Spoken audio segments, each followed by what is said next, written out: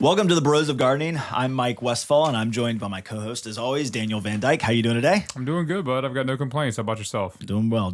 And we're also joined by Alex, who now we're keeping in front of the camera. We liked it so much last time that we're going to keep on doing it. So thank you for having me. Yeah. So just adding to the Bros of Gardening. So thanks for joining us today. We have a really cool topic, one right up Daniel's alley, which is coastal landscaping. We're in the Hampton Roads area. We've got lots and lots of homeowners that live very close to the coast and to the water, and even people that maybe aren't right on the water want that coastal feel because that's where they live. But I think it's cool to kind of talk about this topic, for the whole country because you can do these things no matter where you live. If you live in the mountains, if you live in, a hot area or a colder area, you can still get that kind of, coastal feel if that's something that you miss or that you want around you. I mean, we always talk about taking a backyard vacation, a staycation. Absolutely. So, if you want that feel in a small portion of your yard or if you want it over your entire landscape, we can help you design that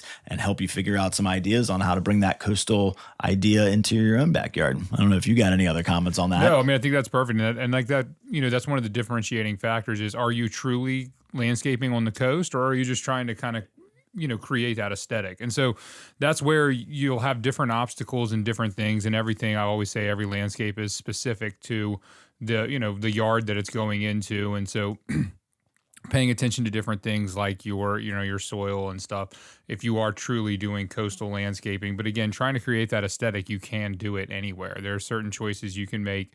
It might not necessarily be a big palm tree or something to that effect, but you can still try to kind of create that aesthetic different ways. And so it's one of our most popular, especially being in, the Virginia Beach area. Right. There are a lot of waterfront, a lot of beach, but just that kind of beach feel. It's a beach town to some extent. And so I think people really embrace that and almost take pride in it to some extent. Exactly. And I think a lot of times that's a reflection of your landscape. So yeah, it's a very popular one. And so I'm excited to get into it. Cool. Well, yeah, let's talk real quick about, because you brought it up and it's a little boring, but it's essential to kind of understand the soil. Sure. Because I think when we talk about soil, when you're planting and just, a typical dirt, we talk about amending it. And so we typically recommend amending any kind of dirt with a compost or perlite. And those are things that you amend your soil with. So it's a third your soil, a third compost, a third perlite. So that's what we always recommend people to do. But if you have sandy soil, so if you're literally on the coast, you actually want to change that slightly. Absolutely. I would recommend peat moss. I don't know. Is that what you would recommend? Yeah, absolutely. Yeah. Because the perlite's not really needed with the sand just because of the drainage aspect of it. So what you're actually looking for now is a little more water retention, a little bit more moisture retention. So yeah, I think peat moss is certainly what we use. There are other products that you can use, but that's one that we've been using for as long as I've been doing it. And so we always kind of up, and use a little bit of extra peat moss when we know we're working on the water in those sandy soils. Yeah, because certainly you can plant in some plants directly in sandy soil, but you always want a little bit of something that's going to hold the water when you're initially getting a plant established. So I think that's a little bit of a boring thing, but an essential thing when you're planting, in very sandy soil. Omit the perlite. You've already got it because sand is basically going to give you that perfect drainage. So you're trying to thicken up your soil and add some water holding. So that's why you do peat moss and maybe some compost, just add some nutrients and some different things. So that's a great place to start, but we'll turn it over to you, Alex, to ask a question and get us going on this topic. Well, I'm pretty excited about this one because I love the beach. So anything I can learn more about this, the better. All right. So for our first one, what is one landscape design feature that instantly makes the yard feel more coastal, no matter where you are? Yeah. So yeah, this is one that we've mentioned them a few times, but it's just ornamental grasses. So ornamental grasses it's such a large category of plants. But again, they're very, very low maintenance. They're very hardy. They obviously, they can grow right there on the coast. If you're at the beach, you see them all over the place. It can be, there's miscanthus, pennisetum. There's so many different varieties. But again, they also are extremely hardy in the sense that it doesn't have to have a certain environment to thrive. We've planted them in parking lot medians that are nowhere near the water, but they are still in Virginia Beach, and they want to kind of have that coastal feel. And we've put those in medians without irrigation. And once they establish, there's really not much to, as far as taking care of them. And so, but again, whenever you think of like an oceanfront, coastal, the breeze and everything that comes with that. And grasses kind of have this whimsical effect, and they have interest all throughout the year. Even when they go dormant, they still have this beautiful kind of golden look to them. Yep. Their plumes a lot of times will stay up, and they'll still kind of, like I said, kind of blow with the wind. And so they kind of dance around, as I like to tell people. And so ornamental grasses, you can get some, muley grass, you can get pink. I mean, a lot of them are more white. But again, it's just it's a very, very low maintenance, versatile, and you can get some that stay 1.5 feet tall. You can get some that get 10, 15 feet tall. And so, mix them. I mean, I think, put a bunch of them out there in lots of different places, massing maybe singular ones and then rows of them. I mean, the more grasses that you have, the more coastal and beachy you're going to feel. Well, that also is more authentic to the actual beach itself. Because you go out to Sandbridge and, I mean, there's not one particular plant. There's multiple different ornamental grasses that are out there. Yeah. Absolutely. And sea oats is actually a great grass that, you kind of, hence the name. Yeah. Well, and again, that goes back to, if you're talking truly, and so the way, Alex said for anywhere, but if you're on the coast and you have to worry about flooding, and there's all of that comes in, but a lot of those types of grasses and stuff can take, they can be submerged in water for long periods of time. And so they can take a ton of water. They can take hardly any water. Exactly. I mean, they're just it's versatile. And so if you have tidal flooding and if you're truly coastal landscaping and you have things like tidal flooding, that's another one that's just, it's a good one to take a look at because it can really thrive in your front yard where there's none, and then in the backyard if you're trying to get continuity between two areas that are in completely different environments. Yeah, I think of like when I go down to Nag's Head or, that's kind of where it's funny. We live in the Virginia Beach area. We're close to Virginia Beach, and a lot of us vacation in Nag's Head, which is in North Carolina. But, typically if you're in a cottage anywhere along the eastern seaboard or western seaboard, I think you typically see a lot of blues. Yeah. So, blue to me is what I look for to kind of start a coastal landscape, whether it's blue pottery, blue umbrella, blue cushions on your outdoor furniture. It could be, blue plants. It could be like Russian sage. There's lots of salvias that have that bluish color. There's bluish colored foliage. So, you see junipers a lot used in kind of this coastal look. So blue is a hard one because there's not a lot of blue blooming plants, but you can kind of get the sense of that. I mean, rosemary, we talked about rosemary before. It's a very durable, easy plant. It blooms with a kind of a bluish kind of lavender flower. So I think that's an easy one to kind of say, hey, if you're thinking about getting into this coastal, start to look at some blue hues and bringing those around the landscape, because I think that kind of starts to help you feel like coastal. Yeah, and the sea oats, definitely just looking at them like that is what I think of quintessential, like the beach. beach plant. Yep. All right, so for the next one, what is the biggest rookie mistake people make when trying to achieve a coastal landscape?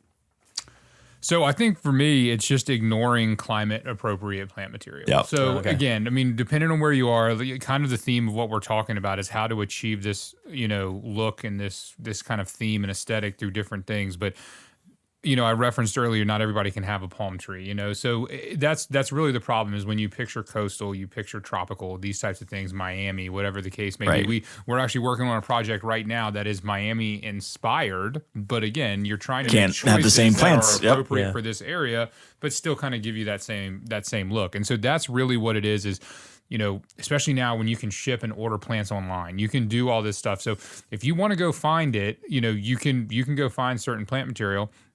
Or, the other side of that is just embrace the temporary aspect of it. We call what you said something on one of the podcasts about houseplants were never grown as houseplants. It's just that's what they are here in our climate. And so if you accept the fact that these are essentially annuals, you can use pretty much whatever you want, throughout the summer and stuff like that. So you can have a very, coastal tropical look. But it's going to be a temporary solution. And so I think just paying attention to your zone, which we've talked about, if you're looking for something that's going to survive the winter, you're looking for something that's going to be a staple of your landscape. Don't ignore your climate restrictions. It can be frustrating. You see something you love and you look it up online, and all of a sudden it's not going to grow in this area. It can be disappointing. It can be disheartening, but you're investing your own time, your own energy, and your own resources into your landscape. So you don't want to make the mistake of just going with what, not doing a little bit of research on it and seeing if it is something that is going to survive in your area. And so, and that kind of goes back to what we talked about with the soil. It's not the fun part of it, but it's a very important step in the process if you want your landscape to thrive. So I would say pay attention to your climate. Don't ignore the restrictions in those zones, because they're there for a reason, and that's setting you up to hopefully have as much success as possible for sure. Landscape. I think a lot of people have, something in their landscape, right? Nobody's got a blank slate and they're like, hey, I'm just going to start a coastal landscape design. So I would say don't go start ripping everything out to create a blank slate, because there's a lot of probably elements that you already have that would maybe even work. And my other recommendation would be don't feel like you got to do it all in one weekend. I mean, if you want to be a weekend warrior, by all means, we can help you. Daniel, they'll go and change a landscape over in a day to, a week. And you can come home after taking a couple days, vacation somewhere else, and you'll have a whole brand new landscape. But I would say to caution people, if they're thinking about doing them themselves, start small. I mean, maybe it's a couple Adirondack chairs with some grasses nearby. Absolutely. I mean, create a little nook in your landscape that kind of makes you feel like the coastal living's there. So you can think big, and we want to help you think big, but sometimes it's good to kind of start small and don't go just ripping everything out, because we might be like, hey, we're going to recommend this plan. And you're like, I just took all of those out of my yard. Yeah. So no, that would funny. be my thing. It's funny you say that, because I always tell people, it sounds a little redundant, but it's like once you rip it out, once you cut all the roots and everything, unless you dig it to specifically be a transplant, which is a different process. A lot of times people hook it up to the back of a truck and just go rip it out. And so it's a really good point, because a lot of times you can prune things certain ways. I mean, you can really make, some existing material work, or even just plantings around, something that's a dark broadleaf evergreen doesn't feel coastal, but it's a backdrop. Exactly. And then you can go with, plumbago, like you said, those blues, or something to kind of soften it up, or even just like some rows of grasses, but you still need that green behind it. Exactly. So it's a good point is get a plan, plan before you start that. We've talked about it many times. So go back. If you haven't heard some of our previous podcasts, go back. We've talked about pruning and kind of bringing plants back to life if you're worried about, the shape or the size of them. And then we've also talked about, the different things that you can accomplish, and planning is always going to be necessary whenever you want to tackle any kind of project in your yard. Do palm trees thrive in this area? Well, there's only one that we really recommend, which is the windmill palm. Okay. There's a lot sold, I think, in this area, that sagos and palmettos, and some that you're going to see more in North Carolina and South Carolina. Mm-hmm. But windmill palms are the one that we will sell and feel very comfortable about the fact that it should come back each year. Yeah, and windmills are one that the Eddie Anderson, who started McDonald Garden Center here, he has actually grown. He's grown his own windmill palms, and he's propagated them. Wait, really? He's got them from seed, and he's been growing them. And I think some of them are up into 15-gallon pots now. Yep. And so that just goes to show that one obviously does really well. Yeah. To get a palm that actually will bloom and seed in our area means that it likes our area. Yeah, that's good. Yeah, no, this is definitely one I've seen around for sure, but I've also seen others where I'm like, I don't know. I've seen some people planting some things, and I'm like, that ain't gonna make it. Yeah. Well, like I said, we get the requests all the time, and the worst thing, I always tell you, the last thing I want to do is tell a customer, no, we can't do that. And I always tell them, like, we can do it. It's just this is what the outcome will be. To set you up for success. Yeah. And the last thing we want to do is plant something where you're going to call us in a couple months and say, hey, this died. And so that's why sometimes those conversations aren't the most fun when you're trying to get somebody excited about the landscape, but they are necessary. Yeah. All right, cool. Okay, so let's see, what else do I got here?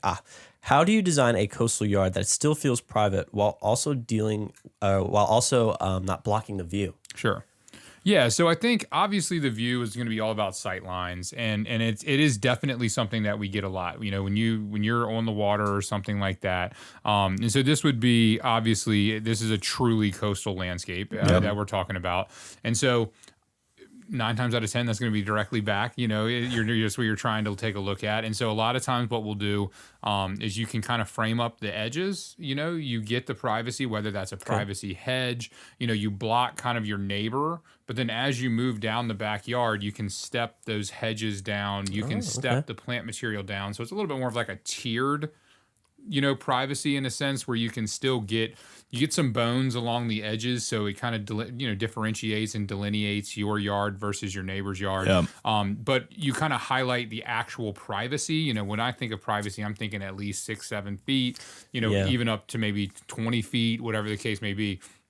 Just kind of selectively choose that location where, okay, if you have an eyesore, whether it's a neighbor's shed that you don't like looking at, or it's a, something that, or just a house, or you have a hot tub, or whatever your need for privacy is, focus on that area. Don't just plant it all the way down where a lot of times you can just box in a backyard, which is a really cool thing to do. It feels so private. Yeah. I mean, actually just a personal one with my dad, he planted Chinda viburnums all the way around his entire backyard. Wow. It's one of the most private backyards I've ever been in. It doesn't have a fence. It doesn't have anything. And so it's a really cool thing. But if you're trying to look at the water, that'd be the last thing you want to do. So it's just be strategic about where you pick and sit out there and say, okay, this is the view I want to see. Right. And this is the views I don't want to see. I mean, it sounds basic, but that's really what it is. And then say, okay, what can I do to block that? And, on our one of our earlier podcasts, Mike mentioned autumn rocket camellias. So then it's trying to find certain things that will create that privacy, those hedges that maybe don't get too wide, they don't get as massive.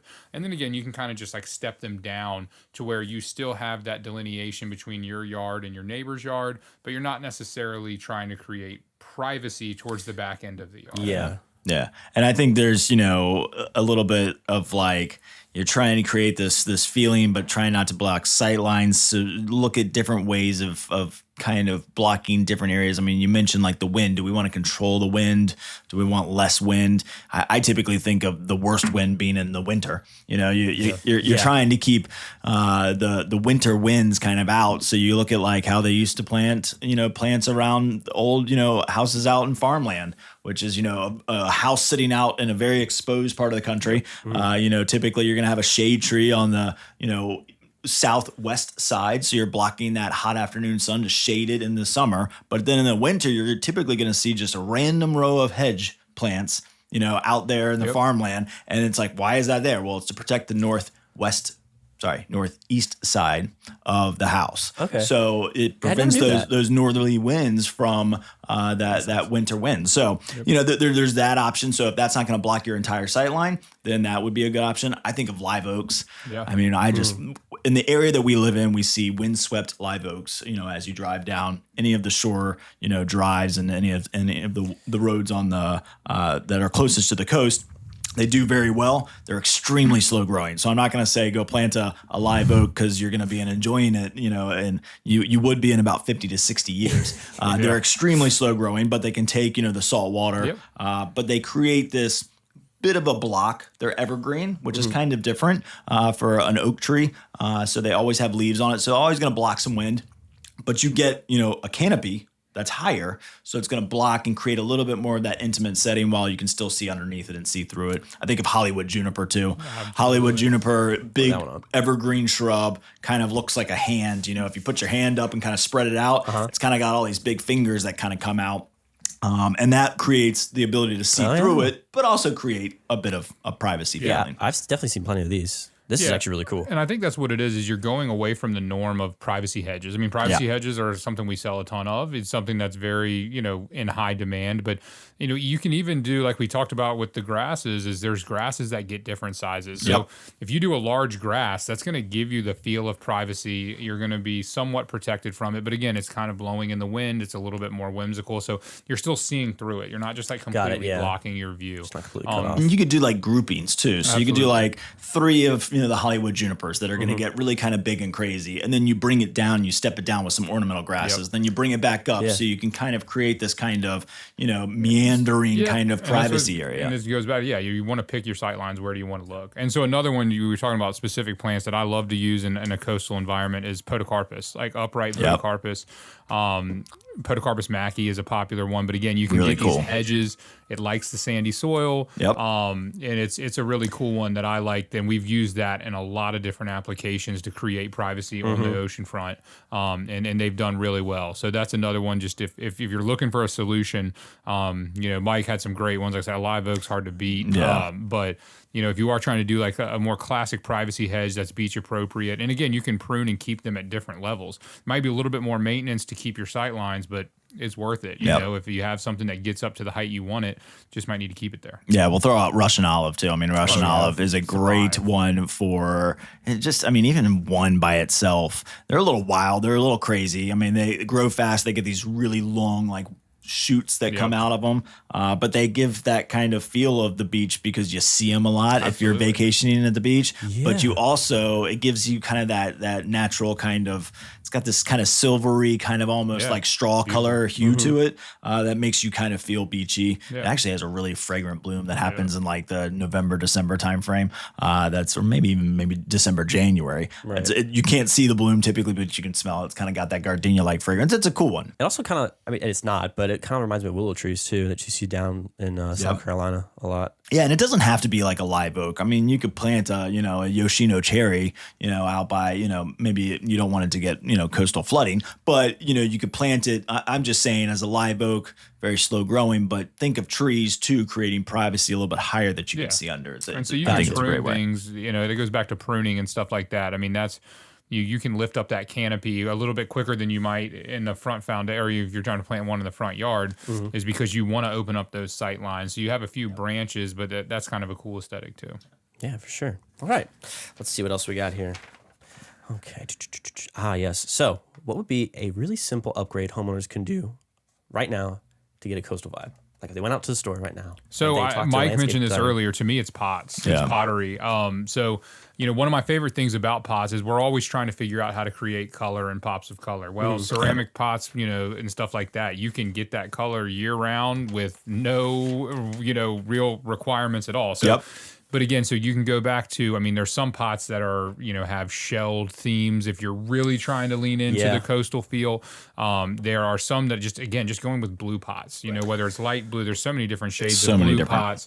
And so I think to me, if you're saying just what can I do, go grab something, throw it in the car and come back and start to kind of create that, it would be going with the pots. And what I like about the pots is what we've been talking about is, the downside of not being able to plant everything you want. Well, I always consider pots to be a little bit more of a temporary, you can play with them and experiment a little bit. So again, even it's something we consider a house plant, a quote unquote house plant here. It's a tropical, a lot of times those are going to fit that aesthetic, but you're basically accepting the fact that it's not going to winter unless you move the pot and protect it. But it's a temporary thing. It's a temporary thing. And so I think pots, tropicals, hibiscus. I mean, there's just so many things that start rolling in this time of year that get, that are very exciting. And that kind of gives you more of that coastal tropical feel. And you can literally throw it in the back of your car, pot it up, and all of a sudden you can have kind of a coastal themed centerpiece for your backyard, your back deck. And well, kind of goes back to the just kind of starting out. You don't want to rip up all your beds, just make yourself. I mean, and you mentioned houseplants. I mean, succulents. There's so many different colors of succulents, especially in that tropical indoor plant area. But also perennial ones. But play with those. I mean, you're right. Putting different things in containers throughout the seasons. Changing your containers gives you a lot of fun, easy things that you can do for your landscape. I would say also think outside the box. I mean, we talked about the pottery. I think that's a great point. I mean, and I mentioned furniture and umbrellas earlier. Those are good, easy things that you can. But think of you could even get there's outdoor wall art now. That I mean, could be a beach scene. You could put a egret or a statue out that I mean, man, we've seen how many different coastal looks. My heart's at the beach. I mean, there's whale statues. There's lots of different statuary that can kind of give you that feel. A fountain might give you that kind of coastal feel. So there's lots and lots of different things that you could get. I'd say look at something that literally says it, like maybe not a flamingo, but for our area, it would be an egret or a blue heron statue that you'd stick out there. It could be even as simple as a stake. You can just stake it right in the ground, and it gives you some color and that feel of the nature has already started to notice that I want a coastal feel. Well, running water. That instantly makes me feel exactly what I would say. That's a great point, the fountain, because you can get fountainets and things of all different sizes that can go on a balcony. It can go on a a back deck, or you can go even bigger with a bigger water feature. But again, running water, if you're trying to create the feel of coastal living, when you live maybe 50 miles from the coast or even further, that's a good way to do it. Just get that sound of running water, and I think instantly you're going to start to achieve that. That helps so much, for too. sure. Absolutely. All right. Well, do you guys have anything else for coastal landscaping? Any more quick Yeah, tips? I mean, I would say, you can do it in any kind of area around your home. So whether it's sun or shade, there's always possibilities. Sure. And, there's lots of different plants that, like Daniel mentioned earlier, and we talk about a lot. I mean, we kind of mentioned tropical. It's not quite the same as coastal, but it's got a similar vibe and a similar feel. Think about the colors. Yep. Think about, the textures, the feels, that's kind of what gets you there. It doesn't have to be specific plant material. I think that's where we started. And I think that's a great place to end is like, you don't get beholden to what you see when you're going visit Florida or a coast that you're used to kind of, being around a cottage feel. You might not be able to plant those exact plants, but we can get you something very similar. Sure. Yeah. Couldn't agree more. All right. All right. I think that's it. Well, great. That was a great discussion. So I hope you enjoyed this on coastal landscaping. We got lots and lots of ideas. Next week, we're going to be talking about our best blooming annuals for spring, which I think is a great topic, huge topic. I don't know how we're going to quite fit all that in there. But we'll be talking specifically about annuals that you can plant in the spring season. There's multiple different parts of the spring season. So we'll dive a little bit deeper into that discussion next week. Thanks for tuning in, and we'll see you next time.